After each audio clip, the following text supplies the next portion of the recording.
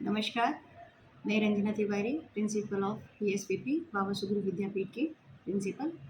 आज मैं एक्चुअली 2 दिन से काफ़ी परेशान हूँ और देख रही हूँ कि पता नहीं बच्चों को आजकल क्या होता जा रहा है।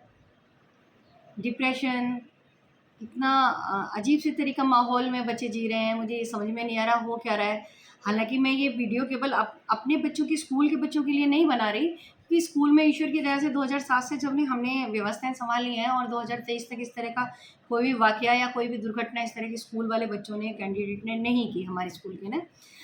लेकिन ये अखबार और न्यूज़पेपर्स और ये जो अपना ऑनलाइन जो चल रही हैं, ये जो न्यूज़ेज़ जा रही हैं, इससे मैं 2-3 दिन से बहुत परेशान हूँ। अभी देखा कि 2-3 दिन पहले एक 11th का एक बच्चा था कोटा में, 11th रनिंग पोज़ीशन में था, उसने सुसाइड कर लिया। आज फिर अखबार में देखा तो आज देखा 12th में रनिंग वाले बच्चे ने सुसाइड कर लिया कोटा से। तो ये मैं बहुत ज़्यादा परेशान हूँ कि पता नहीं इस तरह के बच्चे क्यों कर रहे हैं। या तो कहीं न कहीं कोई खामियाँ हैं, पेरेंट्स से अगर मैं मुखातिब होना चाहूँ, पेरेंट्स से बात करना चाहूँ, तो मुझे कुछ लगता है कि देखो अगर मैं पेरेंट्स से बात करूँ, आज बच्चों से बात मैं बाद में करूँगी, तो पेरेंट्स अगर मेरी बात सुने प्रॉपर तो थोड़ा-सा ध्यान दीजिएगा कि हम भी कभी बच्चे थे। हम जब छोटे थे तो क्या आपको लगता है कि हमारे घर वालों ने हमें इतना प्रेशर दिया हो? क्या पहले नीट में सिलेक्शन नहीं होते थे?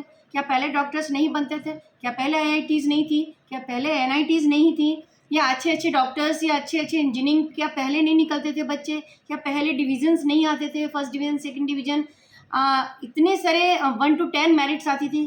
यो पहले वाला माहौल नहीं था। हम भी तो पढ़े हैं, हमारे भी तो माँ-बाप हैं, हमें भी तो हमारे माँ-बाप ने प्यार किया है। तो क्या हम बिना प्यार के और बिना प्रेशर के या बिना पढ़े हुए या बिना आशीर्वाद के अपने माँ-बाप से हम यहाँ तक पहुँचे? क्या हमारी ज़िंदगी में हमारी जो लाइफ़ है या जिस उम्र के हम हैं, उस उम्र में मेडिकल में नहीं हैं अच्छे लोग या नीट में नहीं है या अच्छे-अच्छे इंजीनियर बीटेक उस समय नहीं है, उस समय हमारे वाले लोगों को पैकेज अच्छे नहीं मिल रहे हैं, सबको मिल रहे हैं, सब कुछ है। आजकल के बच्चों में ये समस्याएँ क्यों आ रही हैं मुझे समझ में नहीं आ रहा। ईमानदारी से अगर देखें तो जब हम 11th-12th में पढ़ते थे, कॉलेज तक पढ़ते थे तो सिर दर्द क्या होता है हम जानते नहीं थे। सिर में दर्द क्या होता है, किसे कहते हैं सिर दर्द? डिप्रेशन नाम तो हमने सुना ही नहीं था डिप्रेशन होता है। आजकल तो ज़रा सी बात पे डिप्रेशन हो जाता है बच्चे को, डॉक्टर्स का ट्रीटमेंट चलने लगता है, साइकियाट्रिस्ट के पास लेके जाना पड़ता है बच्चों को। क्यों? क्या हम हमारे माँ-बाप के प्रिय बच्चे नहीं थे? क्या हमारे माँ-बाप ने हमें लाड नहीं किया, प्यार नहीं किया, पढ़ाया भी, एजुकेशन भी दी, प्यार भी किया? लेकिन मुझे ये समझ में नहीं आ रहा। आजकल के पेरेंट्स से बात करो तो पेरेंट्स कहते हैं मैडम आजकल एक-एक 2-2 बच्चे हैं। तो हम भी हमारे माँ-बाप के 2 या 3 4 रहे होंगे, 3 रहे होंगे तो माँ-बाप ने प्यार तो उतना ही उड़ेला ना, जितना 3 के लिए था। माँ और बाप कभी भी कोई डिवाइडेशन प्यार का नहीं करते, सारे बच्चों को समान प्यार करते हैं। 1 बच्चा हो, 2 बच्चे हो, 3 बच्चे हो, सबको समान प्यार मिलता है। लेकिन आजकल का मुझे समझ में नहीं आता, या तो हम बच्चों पे प्यार इन्वेस्टमेंट के अकॉर्डिंग करते हैं। बुरा लगेगा पेरेंट्स को मेरी बातें, अच्छी नहीं लगेंगी, लेकिन मुझे आज कहना पड़ रहा है क्योंकि मैं 2 दिन से बहुत ज़्यादा परेशान हूँ।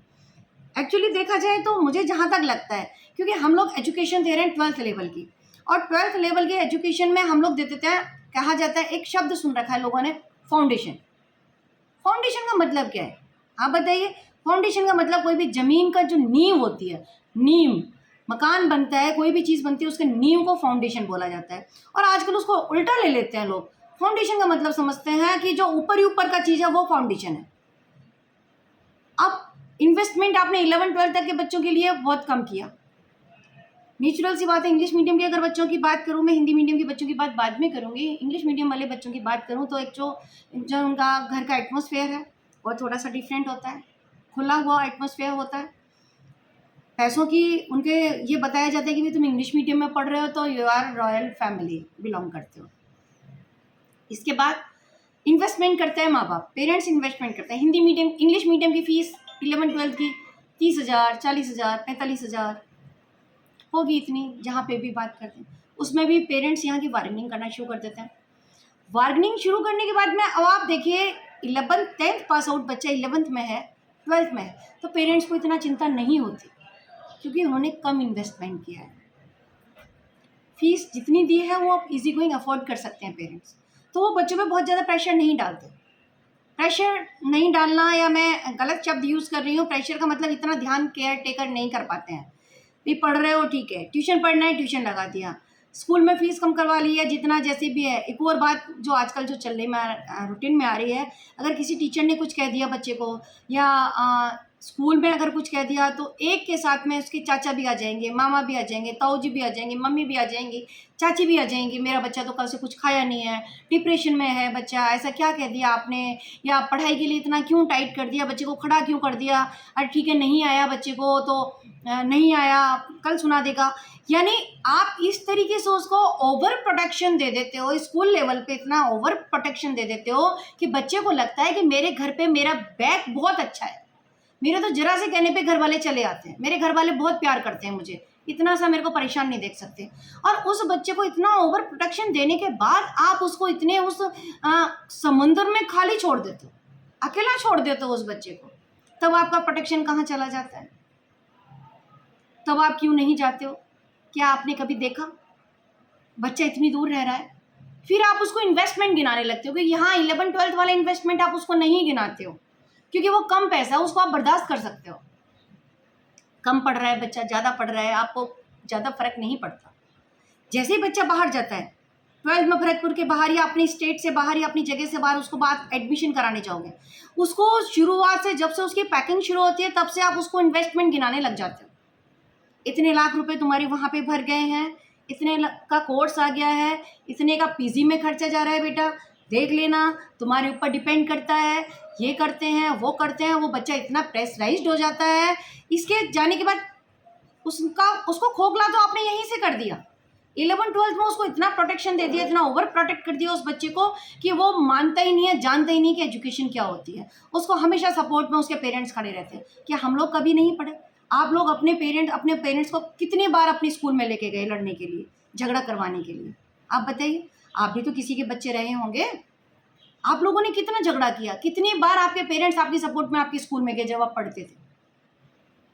तो आप लोग ये बच्चों को सपोर्ट नहीं कर रहे हो, आप लोग स्लो पॉइजन दे रहे हो, मीठा जहर दे रहे हो बच्चों को ओवर प्रोटेक्ट करके।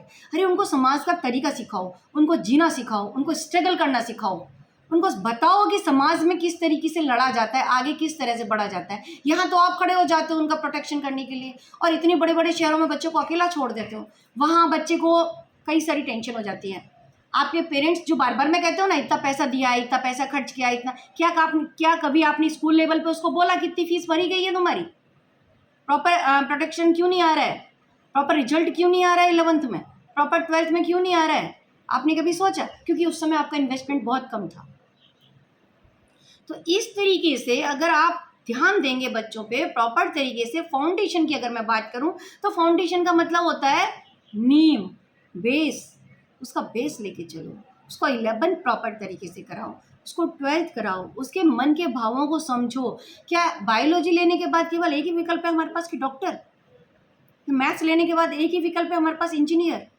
इसके अलावा कोई विकल्प नहीं रहते हैं। बच्चों को ठूस ठूस के भर दिया जाता है कि आपने ये बनना है, आपने वो बनना है। अरे बच्चों के अंदर मन में झांक के देखो, उनसे दोस्ती करो, उनसे पूछो अगर उनके नंबर कम आ रहे हैं तो क्यों कम आ रहे हैं, कैसे कम आ रहे हैं, बच्चा बैक जा रहा है क्यों जा रहा है, उसके मन को टटोलो। उसको नहीं समझ में आ रहा है, उसके पास इतना प्रेशर, वो आप लोगों से कह भी नहीं पाता है कोटा जाने के बाद या जयपुर जाने के बाद या दिल्ली जाने के बाद, क्योंकि इतना इन्वेस्टमेंट आप उसको बच्चे को गिना चुके होते हो। तो वो इन्वेस्टमेंट के बाद में क्योंकि इन्वेस्टमेंट बैक नहीं हो पाता है वहाँ से, जब बैक नहीं होता है तो बच्चा घबरा जाता है। मार्क्स सारे पहुँच जाते हैं आपके घर पे बच्चों के पास, माँ का फ़ोन पहुँच जाएगा, बेटे का फादर का फ़ोन पहुँच जाएगा, बेटा डिप्रेशन में, मम्मी का शाम को फ़ोन आएगा, मैं क्या जवाब दूंगा, पापा का फ़ोन आएगा, मैं क्या जवाब दूंगा। पेरेंट्स का एक ही बात रहती है, देख लो बेटा, सोच लो, इतना सारा हमने पैसा खर्च किया है, आपको पढ़ने के लिए भेजा है, आपको पढ़ना है। अरे भाई मेरे कोई कम से कम कुछ और तो पूछ लो बच्चों से, कोई परेशानी तो नहीं है बेटा, तुम्हें समझ में भी आ रहा है कि नहीं आ रहा है, नहीं समझ में आ रहा है तो चल वापस। और ऐसा कोई भी गार्जियन नहीं है, जहाँ तक मैं समझती हूँ, ऐसा कोई भी गार्जियन नहीं है जो अपने बच्चों की क्वालिटी नहीं पहचानता। दौड़ाओ मत बच्चों को, एक के पीछे एक, इतना कंपटीशन को, इतना हेल्दी कंपटीशन ना होने की बजाय इतना रफ कंपटीशन कर दिया है। एक बच्चा भाग रहा है, पड़ोसी का जा रहा है तो मेरा भी जाएगा, चाचा का जा रहा है तो मेरा भी जाएगा। अरे अपने बच्चे से बिठा के पूछो, बच्चा चाहता क्या है, क्या बनना चाहता है। 1 to 10 हर जगह मैनेज करता है। आप डॉक्टर बनोगे तब भी, आप इंजीनियर बनोगे तब भी, आप एजुकेशन लाइन में जाओगे तब भी, यानी आप कहीं भी जाओगे तो अपने आप को उस जगह मैनेज करो। अपने गोल को प्रॉपर प्राप्त करो, अपने बच्चों से पूछो बच्चा चाहता क्या है। और भी मैं बात करूँगी, एक्चुअली मैं बहुत परेशान थी, तो अपने बच्चों को प्यार दीजिए, सबसे अच्छा दोस्त अपने बच्चों का बनिए कि वो इधर उधर ढूंढने की बजाय, अपने आप को घुटने की बजाय आपसे अपनी बात शेयर करें, अपना दुख शेयर करें, अपनी टेंशन शेयर करें। उसके बाद उनको प्रॉपर गाइडलाइन दो। आप अच्छे दोस्त बनिए अपने बच्चों के, ना कि एक प्रेशराइज करिए बच्चों को कि पैसा खर्च किया है इसलिए ये चीज़ करके दो। ये चीज़ अगर आप 11-12 से बच्चों के एजुकेशन लाइन से, स्कूल लाइन से अगर उन पे थोड़ा सा ध्यान दोगे ना, बच्चों को एहसास कराओगे पैसे की वैल्यू क्या होती है। क्या हम लोग भी तो पढ़े हैं, हमारे टीचर्स ने हमें टाइट नहीं किया, हमारे टीचर्स में नहीं डांट लगाते थे, हमारे घर वाले तो कभी नहीं गए हमारे पीछे, शायद आपके घर वाले भी कभी पीछे लड़ने नहीं गए होंगे स्कूल के। तो थोड़ा सा बच्चों को इंडिपेंडेंट जीने दीजिए, थोड़ा सा विश्वास कीजिए, स्कूल वालों पे विश्वास कीजिए, उनके टीचर्स पे विश्वास कीजिए, अपने आप को थोड़ा सा दीजिए, बच्चों को टाइम दीजिए, उनके दोस्त बनिए, उनसे पूछिए, उनसे परेशानियाँ शेयर कीजिए। तो मैं तो आपसे यही चाहूँगी, माहौल को प्रॉपर तरीके से अपने वाले माहौल में लेके जाइए, बच्चों से बात कीजिए, जो बच्चा चाह रहा है उसके अकॉर्डिंग। और ये मैं ये भी नहीं कह रही कि बच्चा हमेशा सोचता है, सही सोचता है। अगर बच्चा ही सही सोच ले तो हम उसको गार्जियन की ज़रूरत ही ना पड़े, वो पेरेंट्स की आवश्यकता ही नहीं ले। उसकी डिसीज़न में सही क्या है, गलत क्या है, एनालिसिस करवाइए, बच्चे से खुद से बोलिएगा कि बेटा इसमें ये माइनस पॉइंट है, इसमें ये प्लस पॉइंट है, डिसीज़न आपके हाथ में है। तो प्रॉपर तरीके से बच्चे के साथ में एक दोस्त की तरह से खड़ी हुई है, जिससे कोई भी परेशानी हो बच्चा आपको बेझिझक बोल सके। मैं आपसे रिक्वेस्ट करूँगी पेरेंट्स से, खास करके बच्चों से बात मैं अगली वीडियो में करूँगी। तो मेरे पेरेंट्स से बहुत बहुत ये हाथ जोड़ के मेरा रिक्वेस्ट है बच्चों की पेरेंट्स से, किसी भी कोई भी पेरेंट्स हो, मैं स्कूल के पेरेंट्स से बात नहीं कर रही हूँ, सारे पेरेंट्स सारे ही बच्चों से बात करें, सारे ही बच्चों के पेरेंट्स मेरे अपने हैं। तो एक बार ढंग से अपने बच्चों को बात करें, गाइड करें, किसी भी चीज़ के लिए भागे नहीं, ध्यान रखें अपना। All the best, thank you.